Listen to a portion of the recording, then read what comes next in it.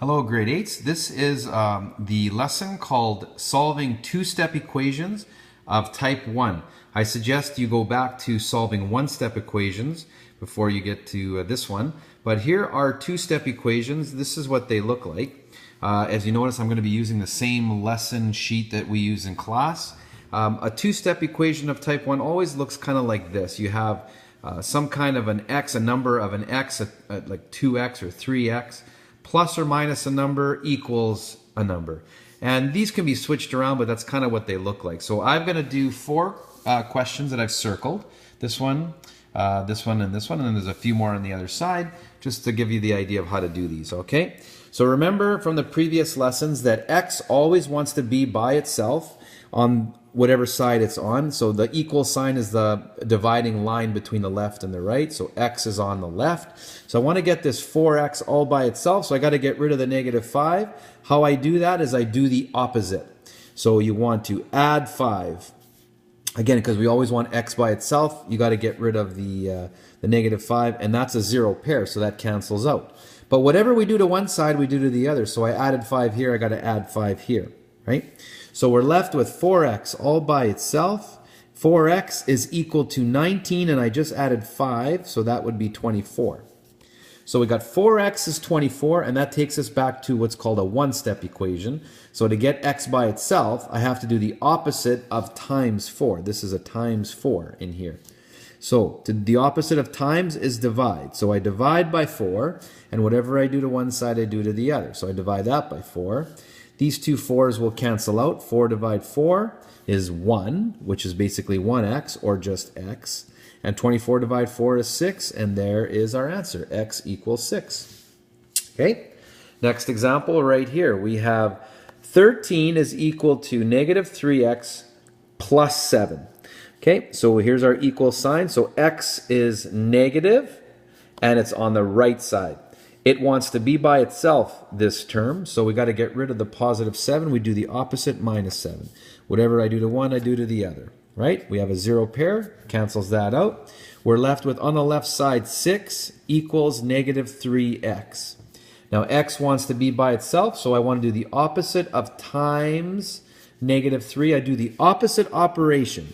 The opposite operation is divide by negative 3. Notice that it's still a negative 3. Do not make that a positive. We only make it divide by that number. Okay? Whatever I do to one side, I do to the other. Divide this side by negative 3. These negative 3's, when they divide each other, they cancel out because it equals 1. Right? So 6 divided by negative 3 is the answer on the left, which is negative 2.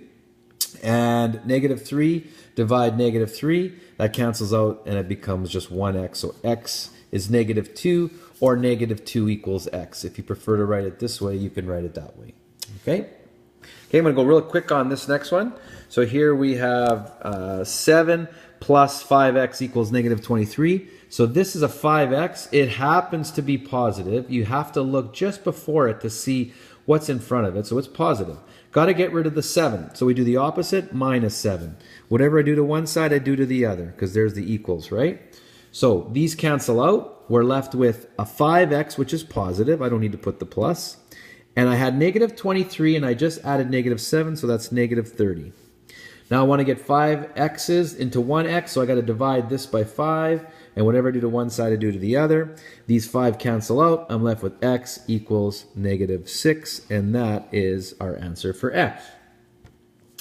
All right, flipping the page to our last equation to solve is this guy right here. So you notice again that we have the equal sign now, and x is over here. It's a 6x, or maybe is it maybe a negative 6x? Yes, it is a negative, because if you look just before, it says take away 6x, but think of that as a negative 6x, okay? So it wants to be by itself. You got to get rid of the negative 20. You add 20. Whatever you do to one side, you do to the other. Right, so that these negative 20 and positive 20, that zero pair cancels out. We're left with 16 plus 20, which is 36, is equal to negative 6x's.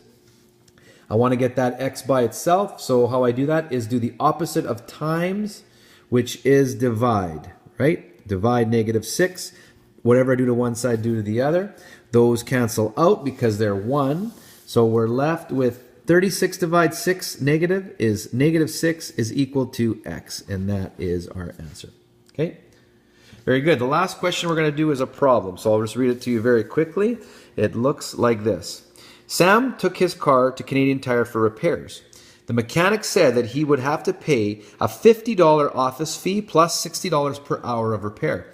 Sam's bill came to $500. How many hours was his car in for repair? Write an equation and solve. Okay, so if you read this completely left to right, it's $50 plus $60 per hour. So $50 plus 60H per hour times each hour is equivalent to the $500 fee. So we're going to solve this equation and figure out how many hours, or H. I'm using H because I want to use not X, but a letter abbreviation of hour, so H, first letter. Okay, so 60H, here's the equal sign. H wants to be by itself. It's a positive 60H. Got to get rid of that 50, so we minus 50 both sides. Cancel out that. We get 60H is equal to 500 minus 450.